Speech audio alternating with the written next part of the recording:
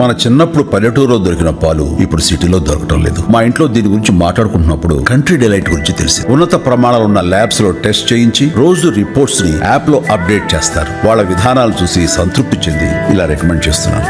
ఇప్పుడే Country Delight app ని download చేసుకోండి. Download the Country Delight app now. South ఫేసెస్కి ఎక్కువగా ఫోకస్ పెట్టారు బీజేపీ. అందులో భాగంగానే కొంతమందికి ఎంపీలు కూడా ఇచ్చారంటున్నారు. సో పవన్ కళ్యాణ్ అంశం కూడా ఇలాగే అనుకోవచ్చు కదా సార్, సౌత్ ఫేస్గా పవన్ కళ్యాణ్ ఏమైనా ప్రొజెక్ట్ చేయాలనుకుంటున్నారు? ఎందుకంటే ఈ రోజు నుంచి కూడా 4 రోజుల పాటు ఆయన సనాతన ధర్మ పరిరక్షణ యాత్ర అంటూ కూడా ఆయన పర్యటన చేస్తున్నారు పవన్ కళ్యాణ్. అంటే సౌత్ ఫేస్గా నేను బీజేపీ నాయకుడు కాదు కదా, ఏదన్నా ఆయన జనసేన నాయకుడు. బీజేపీ సౌత్ ఫేస్గా కావాలంటే తమ పార్టీ నాయకుని కొరకు చూస్తుంది తప్ప మిత్రపక్ష నాయకుడు ఎప్పుడు కూడా బీజేపీకి సౌత్ ఫేస్ కాడు.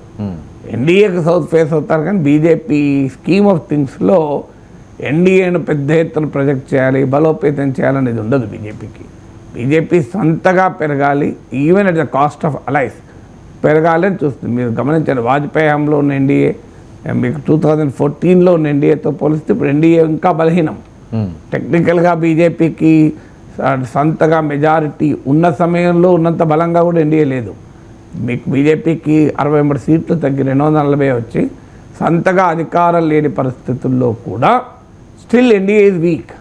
గమనిస్తే నార్మల్గా అయితే ఎన్డీఏ స్ట్రాంగ్ కావాలి ఇప్పుడు, ఎందుకంటే 2014లో బీజేపీకే 282 సీట్స్ ఉన్నాయి, సొంతగా మెజారిటీ ఉంది. 2019లో అది పెరిగింది, 303 సీట్స్ అయింది. 2014, 2019లో వాస్తవంగా బీజేపీకి మిత్రపక్షాల అవసరం లేదు. అలాంటి సమయంలో ఎన్డీఏ చాలా వీక్ ఉండాలి.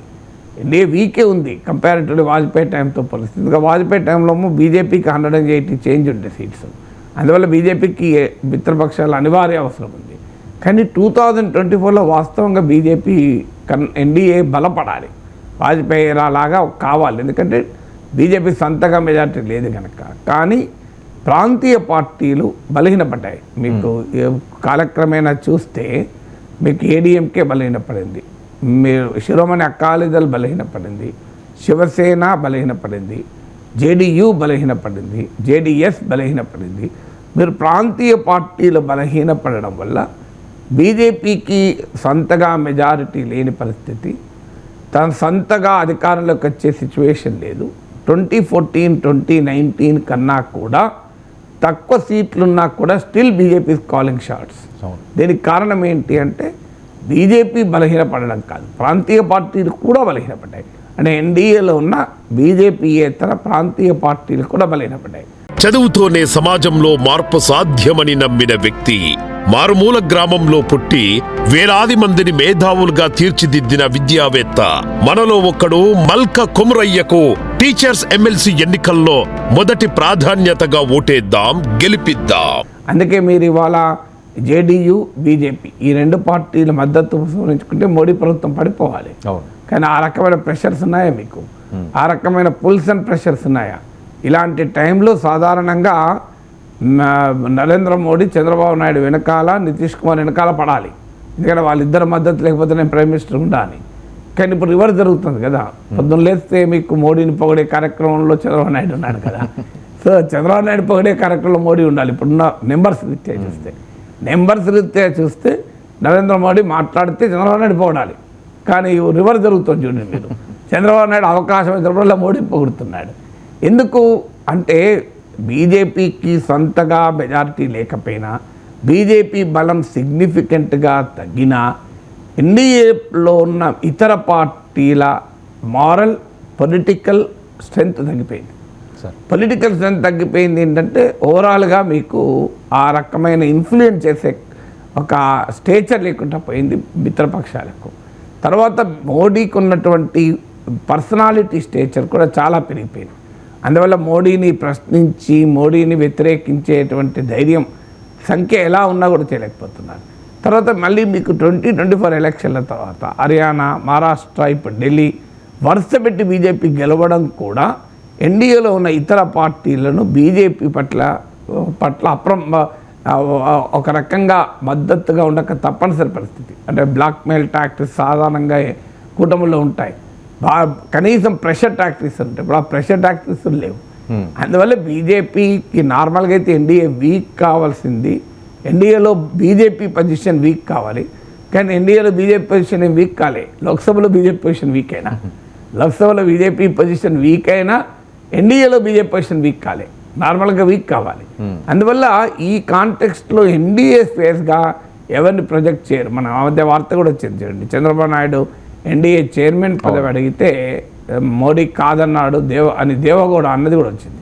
తర్వాత దానికి జేపీ నడ్డా వివరణ ఇచ్చాడు, అలాంటిది ఏమీ లేదని అన్నాడు. కానీ అందరికీ తెలుసు దేవగౌడ పట్టుకునే ఎందుకంటాడు, లేకపోతే సో అందువల్ల ఆ సిచ్యువేషన్ లేదు ఇప్పుడు. అందువల్ల ఇప్పుడు ఎన్డీఏ ఫేస్గా పవన్ కళ్యాణ్ను ప్రొజెక్ట్ చేయరు. ప్రొజెక్ట్ చేస్తే ఒకవేళ జనసేనను బీజేపీలో విలీనం చేసి ఆయన బీజేపీ నాయకుడు అయితే తర్వాత పవన్ కళ్యాణ్కి ఎంత ఇన్ఫ్లుయెన్స్ ఉన్నా తెలుగు వాళ్ళనే ఇన్ఫ్లుయెన్స్ ఉంటుంది తప్ప పాన్ ఇండియన్ స్టార్ కాదు కదా. పాన్ ఇండియన్ స్టార్ అని ఉన్నా పాన్ ఇండియన్ ఫాలోయింగ్ ఉన్న వేరు, పాన్ ఇండియన్ స్టార్ వేరు. మీకు ఇప్పుడు అల్లు అర్జున్ ఉన్నాడు, పాన్ ఇండియన్ స్టార్. మీ జూనియర్ ఎన్టీఆర్, రామ్ చరణ్ వీళ్ళంతా అప్పుడు పాన్ ఇండియన్ స్టార్స్, కానీ పాన్ ఇండియన్ ఇన్ఫ్లుయెన్స్ ఉండదు. మీకు వాళ్ళకి అభిమానులు ఉండొచ్చు, అల్లు అర్జున్కి అభిమానులు ఉండొచ్చు, రామ్ చరణ్కి అభిమానులు, జూనియర్ ఎన్టీఆర్కి అభిమానులు ఉండొచ్చు. కానీ మీకు ఇప్పుడు తమిళనాడులో పవన్ కళ్యాణ్కి పొలిటికల్ ఫాలోయింగ్ వస్తుందా, కేరళలో వస్తుంది. అల్లు అర్జున్ కేరళ మలయాళంలో చాలా పాపులర్. అల్లు అర్జున్ వెళ్తే వేల మంది రావచ్చు, కానీ అల్లు అర్జున్ పాలిటిక్స్లో కేరళ పాలిటిక్స్లో చేయగలడా? అందువల్ల పాన్ ఇండియన్ స్టార్ వేరు, పాన్ ఇండియన్ పాపులారిటీ వేరు. Pan Indian star different. Amitabh Bachchan కూడా మీకు ఇక్కడ పాపులారిటీ ఉంటుంది, కానీ అది ఎలక్టోరల్ ఇన్ఫ్లుయెన్స్గా ఉండదు. పాన్ ఇండియన్ ఎలక్టోరల్ ఇన్ఫ్లుయెన్స్ వేరు, ఇవన్నీ వేరు వేరు. మీకు రజనీకాంత్ కూడా తెలుగులో ఫ్యాన్స్ ఉంటారు, that doesn't mean Rajinikanth party పెడితే తెలుగులో నడుస్తుంది కాదు. సో అందువల్ల పవన్ కళ్యాణ్ ఇప్పుడు అదర్ దెన్ అసలు మరో తెలుగు స్టేట్ తెలంగాణలోనే ప్రభావం చూపకపోతే తమిళనాడు, కేరళలో ఎలా చూపెడతారు? అందువల్ల ఈ సౌత్ ఇండియన్ ఫేస్లు, నార్త్ ఇండియన్ ఫేస్లు ఉండవు. బీజేపీకి ఒకటే ఫేస్ ఉంటే బీజేపీ ఫేసే. బీజేపీ ఆ ఫేస్ ఈ ఫేస్తో పనిచేయదు. బీజేపీ గురించి తెలియక చాలామంది మాట్లాడతారు. బీజేపీ ఒక ఆర్ఎస్ఎస్ ఫేస్తో, హిందుత్వ ఫేస్తో పనిచేస్తుంది. బీజేపీకి పవన్ కళ్యాణ్ ఫేసు, చిరంజీవి ఫేసు, ఇంకో ఫేస్లు పెట్టుకోరు. వాళ్ళు ఒకటే ఫేస్ ఉంటుంది, అది ఆర్ఎస్ఎస్ ఫేస్, అది హిందుత్వ ఫేస్. ఆ ఫేస్లో భాగంగా మిగతా వాళ్ళందరూ పనిచేయాలి తప్ప ఇలా ఒక నాయకుని ప్రొజెక్ట్ చేసి ఆ నాయకుని పైన ఆధారపడే స్వభావం లేదు. ఈవెన్ మోడీ ఇంత ప్రభావం చూపిన సమయంలో కూడా మీకు బీజేపీలో మైనస్ హిందుత్వ, బీజేపీ మైనస్ ఆర్ఎస్ఎస్ ఏముంటుంది? ఏముండదు. ఈవెన్ రేపు నరేంద్ర మోడీని రాజకీయంగా పక్కకు పెట్టినా బీజేపీకి ఏం కాదు. ఇనీషియల్గా కొంత లాస్ ఉంటే ఉండొచ్చేమో, కానీ ఎందుకంటే బీజేపీ స్కీమ్ ఆఫ్ థింగ్స్ అట్లాంటివి. అద్వానిని పక్క పెట్టారు, ఏమైంది బీజేపీలో? ఇప్పుడు మోడీ వచ్చాక అద్వాని పక్క పెట్టాడు, ఏమైనా జరిగిందా? అందువల్ల ఒక ఐడియాలజీ, ఆర్గనైజేషన్, క్యాడర్ ఉన్న పార్టీ అది. అందువల్ల దానికి ఇంకో ఫేస్తో పనిచేయదు, తన హిందుత్వ ఫేస్తోనే పనిచేస్తుంది.